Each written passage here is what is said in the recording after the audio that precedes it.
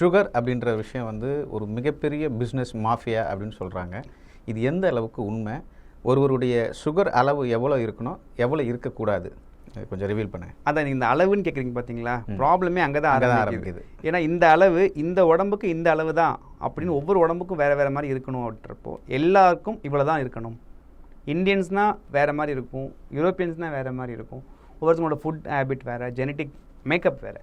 But எல்லாருக்கும் சேர்த்து அமெரிக்காவில் இருக்க ஒரு டயபெட்டாலஜி அசோசியேஷன், எண்டோக்ரைனாலஜி அசோசியேஷன் இவங்க தான் இதுதான் வேல்யூன்னு சொல்கிறாங்க. WHO அதுதான் சொல்லுது. ஸோ இந்த இடத்துலையே வந்து எல்லாருக்குமே பொதுவான ஒரு வேல்யூன்னு கொடுக்குறதே தப்பு. ஓகே. இப்போ HbA1c உங்கள் ரத்த அணுக்களில் எவ்வளோ சுகர் 2 மாதமாக படிஞ்சிருக்குன்றதை பார்க்குறோம். அது வந்து 7க்கு மேலே இருக்கக்கூடாதுன்னு சொல்கிறாங்க. நார்மலாகவே 7க்கு மேலே இருக்கிறவங்களும் இருக்காங்க, சாதாரணமாக எப்பயுமே 4 கம்மியாக இருக்கவங்களும் இருக்காங்க. பட் அவங்களுக்கு நிறைய காம்ப்ளிகேஷன் உடம்புல இருக்குது. ஸோ இந்த வேல்யூவை வச்சு தான் நான் இவங்க டயபெட்டிஸ் அப்படின்னு சொல்கிறதுன்றதே எல்லாருக்கும் பொருத்தமான ஒரே ஷர்ட்டை எல்லாருக்கும் போட முடியாது இல்லையா. அதே மாதிரி இந்த ஒரு வேல்யூ வச்சு எல்லாருக்கும் ட்ரீட்மெண்ட் பண்ணணும் அப்படிங்கிறது தப்பு. ப்ரெஷர்லேயும் அப்படி தான். நார்மலாகவே 130 அப்படி இருக்கவங்களும் இருக்காங்க. பட் ஆனால் இல்லை 120க்கு மேலே போயிடுச்சு, நீங்கள் வந்து உங்கள் சிஸ்டாலிக் ப்ரெஷர் அதிகம், அதனால் நீங்கள் ஒரு பிபி பேஷண்ட் அப்படின்னு பிராண்ட் பண்ணுறதுக்கு ஒரு எல்லாருக்கும் ஈக்குவலான ஒரு வேல்யூ வைக்கிறதே தப்புன்றது தான். இது மெடிக்கல் மாஃபியாவா இல்லையா சார்? இதை மெடிக்கல் மாஃபியா என்ற வார்த்தைகள் இல்லை, இது மெடிக்கல் மாஃபியான்னு எப்படி சொல்கிறது எனக்கு தெரியல. பட் இதை ஏமாற்றி பணம் பறிக்கிற ஒரு சூழ்ச்சின்னு சொல்லலாமா இதை? நிச்சயமா. ஃபார் எக்ஸாம்பிளுங்க, நம்ம எல்லாம் அந்த காலத்தில் காலங்காத்தால் எந்திரிச்சு எல்லாரும் வயக்காட்டுக்கு போயிடுவோம். 10 மணிக்கு தான் வந்து எல்லா வேலையும், வெயிலுக்கு முன்னாடி எல்லா வேலையும் முடிச்சுட்டு தான் வீட்டில் இருந்து கஞ்சி வரும், அப்புறமா தான் குடிக்கவே ஆரம்பிப்போம். ஸோ இவ்வளோ நேரம் சாப்பிட மாட்டோம். ஆனால் காலைல பிரேக்ஃபாஸ்ட் அப்படிங்கிறது தான் உங்களுக்கு மோஸ்ட் இம்பார்ட்டண்ட் ஃபுட் அப்படின்னு சொல்கிறது.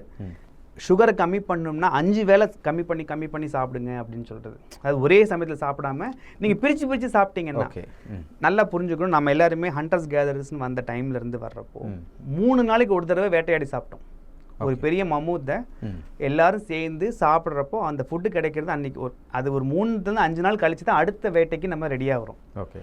இப்படி இருந்த ஒருத்தவங்களை ஒரு நாளைக்கே 3 வேளை 5 வேளைன்னு சாப்பிட வைக்கிறதுன்றது ரொம்ப தப்பு.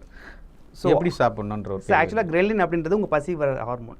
இது நம்ம பிறந்த குழந்தைங்களுக்கு நம்ம 2 மணி நேரம் 3 மணி நேரத்துக்கு ஒரு தடவை கொடுத்து குழந்தைங்களோட நெசசிட்டி வேறு, அந்த ரேபிட் க்ரோத் ஃபேஸில் இருக்கவங்க அதையே அப்படியே பெரியவங்களும் கொண்டு வந்துடுறது.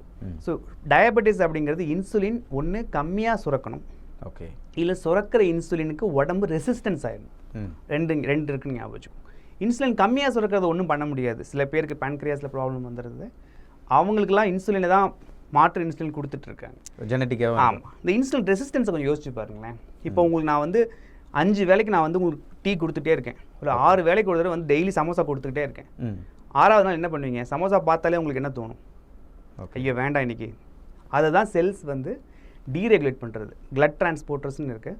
சுகரை டெய்லி அடிக்கடி வந்துகிட்டே இருந்துச்சுன்னா அந்த செல்ஸ் டீரெகுலேட் பண்ணிடும், எனக்கு இந்த சுகரை உள்ளே எடுக்க வேணாம் அப்படின்னு. அப்போ ரத்தத்தில் சுகர் அதிகமாகும். அப்போது நீங்கள் சாப்பாடே கொடுக்காமல் வச்சுட்ருக்கீங்கன்னு வச்சுக்கோங்க, your cells start craving for sugar. எனக்கு இப்போ ஃபுட்டு வேணும்ன்ட்டு அப்போ வர்ற சுகரை இம்மீடியட்டாக உள்ளே இழுத்துரும்.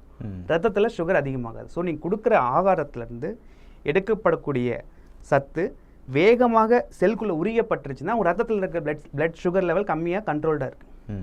அதுக்கு என்ன பண்ணணும்? உங்கள் செல்ஸை வந்து இந்த இன்சுலின் ரெசிஸ்டன்ஸ் ஆகாமல் இருக்கணும்னா அதுங்களுக்கு சாப்பாட்டை கம்மியாக கொடுக்கணும். ஸோ 5 வேளை கொடுக்கறதுனால சுகர் இன்க்ரீஸ் ஆகும் அப்படிங்கிறத யோசிச்சு பாருங்கள். இது ஒரு மித். இது எல்லாருமே வந்து நம்ம அந்த அமெரிக்கன் கம்பெனிஸ் பிரேக்ஃபாஸ்ட்டை எப்படி உள்ளே கொண்டு வந்தாங்களோ அந்த மாதிரி இப்போ ஓட்ஸ்னு ஒன்று சொல்கிறாங்க. ஓட்ஸ் சாப்பிட்டா சுகர் கண்ட்ரோல் ஆகும். அது ஒரு பயங்கர வேஸ்டான ஒரு food. High glycaemic index. Okay. Fibre content ரொம்ப கம்மி. நீங்கள் ஃபைபர்ஸ் ஃபுட்டாக சாப்பிடணும். அந்த காலத்தில் நம்ம சாப்பிட்ட அரிசிலாம் ஃபைபர், நல்ல பாலிஷ்ட் அரிசி இல்லாமல் நல்ல அந்த அரிசிகள் கீரைகளோடு சாப்பிட்டப்போ அந்த ஃபைபர்ஸ் இருந்துச்சுன்னா சுகர் உள்ள அப்சர்வ் ஆகிறதே கம்மியாக இருக்கும். ஆனால் ஓட்ஸோ அதுக்கு பதிலாக ப்ரோட்டீன் ஷேக்ஸாக நான் சாப்பிட்றேன் அப்படின்னு சொல்லி வெறும் ப்ரோட்டீன் எது கொடுத்தீங்கனாலும் லிக்விடாக போகிறப்போ ஈஸியாக சுகர் ஒரு சர்ஜ் இருக்கும். இதுதான் கிளைசேமிக் இண்டெக்ஸ்னு வாங்க. கொடுத்த சாப்பாடு எவ்வளோ சீக்கிரமாக சுகர் ஸ்பைக் ஆகுது, இதுதான் கிளைசேமிக் இண்டெக்ஸ். இது ஓட்ஸுக்கும் அதிகம். ஸோ அதனால் உங்களுக்கு சுகர் கண்ட்ரோல் ஆகும் அப்படிங்கிற ஒரு கான்செப்டே கிடையாது. இந்த மாதிரி நிறைய விஷயங்களை வந்து பயங்கரமான பிராண்டிங் மூலமாக அழகாக உள்ளே கொண்டு வந்துட்டாங்க. இதிலேருந்து மக்களை வெளியில் கொண்டு வரதே கஷ்டமாக இருக்குது. இப்போ நம்ம 3 வேளை சாப்பிடலாம் நம்ம கஷ்டப்படுறோம். பட் இன்டர்மீடியன்ட் ஃபாஸ்டிங்னு சொல்கிறவங்க 18 மணி நேரம் சாப்பிடாம இருக்காங்க. அவங்க சுகர் லெவல் கம்மியாகுது, HbA1c கம்மியாகுது. இப்போ நீங்கள் ராகவேந்திராவுக்கு மந்திராலயம் போனீங்கன்னா அங்கே ஒரே ஒரு வேளை தான் சாப்பிட்றாங்க மந்திராலயத்தில். ஓகே, இப்போ சுகருக்கு நல்ல மருந்துன்னா பட்டினி தான். நீங்கள் வெயிட் லாஸ் ஆகணும், டயட்டிங் பண்ணுறதை விட டயட் இன் பண்ணாமல் இருக்கிறது தான். பசி கொடுத்தீங்கன்னா அன்றைக்கி பசின்றது ஐயோ பட்னி தான் கிடக்கணும், பட்னி கிடையாது. அது பசி எடுத்தால் சாப்பிடணும். உங்கள் உடம்ப கேப் கொடுத்தீங்கன்னா அந்த டைமில் தான் உங்கள் உடம்புல இன்சுலின் லைக் க்ரோத் ஹார்மோன், அதாவது இன்சுலின் இல்லாத டைமில் தான் உடம்போட க்ரோத் ஹார்மோன்ஸ் வரும், முடி கொட்டாமல் இருக்கும், போன் ஸ்ட்ராங் ஆகும். இது எல்லாமே வயிற்றுக்கான வேலையை கொடுக்காம இருக்க டைமில் மட்டும்தான் நடக்கும். என்ன சார், என்ன டாக்டர் நீங்கள் சொல்கிறது பார்த்தா ஒருத்தவங்க நல்லா சாப்பிடுங்கன்றாங்க, நீங்கள் வந்து சாப்பாட்டை கம்மி பண்ணுங்கன்றீங்க. ஈட் ரைட் இந்த மாதிரிலாம் கதை விடுறாங்களே தவிர இந்த அடிக்கடி சாப்பிட்றது அப்படிங்கிற கான்செப்டே தப்பு. நீங்கள் சாப்பிட்றது கரெக்டாக சாப்பிடுங்க, அதுக்கும் ஒரு ஃபிக்ஸட் டைம் வச்சுக்கோங்க. 9 சாயங்காலம் 5 மணிக்குள்ள எல்லாம் சாப்பிட்டு முடிச்சிடுறேன். நம்மளெல்லாம் எல்லாருமே ஒரு காலத்தில் நல்லா யோசிச்சு பாருங்க, சில நைட்டில் வெளிச்சம் இருக்காது, எல்லாருமே விளக்கு வைக்கிறதுக்கு முன்னாடி சாப்பிட்ருவோம். ஓகே, அடுத்த நாள் காலையில் நான் சொன்ன மாதிரி 10-12க்கு மேலே தான் சாப்பிட்றோம். அப்போ யாருக்கா சுகர் வந்துச்சா? அப்போ யாருக்குமே சுகர் வரல. இப்போ எல்லாருக்கும் சுகர் வருது. நைட் 9-11 மணி வரைக்கும் சாப்பிட்றோம், ஃப்ரிட்ஜை ஓப்பன் பண்ணி எப்போ வேணால் சாப்பிட்றோம். காலையில் எழுந்திரிச்சோடனே டீலேருந்து ஆரம்பிக்கிறோம், 5 மணிலேருந்து டீலேருந்து ஆரம்பிக்கிறோம். அப்போ எல்லாருக்கும் சுகர் வருது. ஓகே, ஸோ நீங்களே பார்த்து உங்கள் லைஃப் ஸ்டைல் மாடிஃபிகேஷன் பண்ணதுனால வந்த ப்ராப்ளம் தானே தவிர இது வந்து உலகத்தோட பொல்யூஷனாலேயோ வெதர் சேஞ்சினாலேயோ வந்த ப்ராப்ளம்லாம் கிடையாது. நீங்கள் உங்கள் லைஃப் ஸ்டைல் இப்படி மாற்றிக்கிட்டு வேகமான லைஃப் ஸ்டைல் மாற்றினதுனால வந்த காம்ப்ளிகேஷன் சுகர். ஓகே சார், இப்போ என்ன மாதிரியான உணவுகள் சாப்பிடணுன்ற ஒரு வரையறை கொண்டு வந்துட்டாங்க. நிறைய பேர் இதை சாப்பிடுங்க, அதை சாப்பிடுங்க, ஓட்ஸ் சாப்பிடுங்க, கெலாக்ஸ் சாப்பிடுங்க, ரெடிமேட் ஃபுட்டாகவே ரெடி பண்ணி கொடுக்குறானுங்க. அதை தான் கேட்குறேன், என்ன மாதிரியான உணவுகள் சாப்பிடும்? Okay, healthy food. நீங்கள் எல்லாத்தையும் ஒரு விஷயம் நல்லா நோட் பண்ண வேண்டியது என்னன்னா, ப்ராசஸ்டு ஃபுட்டை ஃபுல்லாக அவாய்ட் பண்ணிவிடுங்க. இந்த கவரை பிரித்து அப்படியே சாப்பிட்ற மாதிரி இருக்க ஃபுட் இருக்கு இல்லையா, அது வேண்டாம். நீங்கள் ஒரு ஃபுட்டை வந்து கவரில் அவனே போட்டு கொடுத்துட்டான், நீங்கள் எடுத்து சூடு பண்ணால் போதும், தண்ணியில் போட்டு சாப்பிட்டா போதுன்ற மாதிரி இருக்கிற ஃபுட்ஸ் அவாய்ட் பண்ணிவிடுங்க.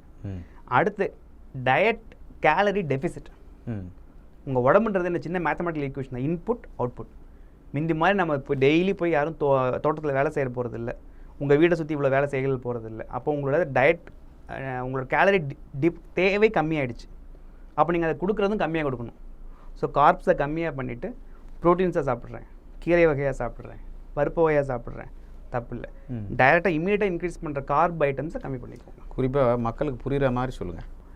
நம்ம ரஜினி சார் சொன்ன மாதிரி தான், வெள்ளையாக இருக்கிறதெல்லாம் கம்மி பண்ணிவிடுங்க.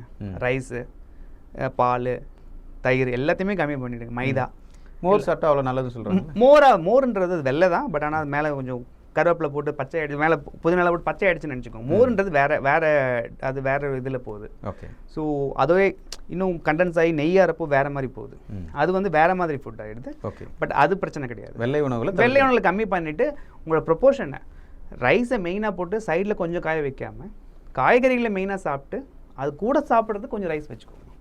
ஓகே, இது ஏன்னா நம்மளுடைய டயட்ரி ரெக்குயர்மெண்ட்ஸ் அப்படி மாறிடுச்சு.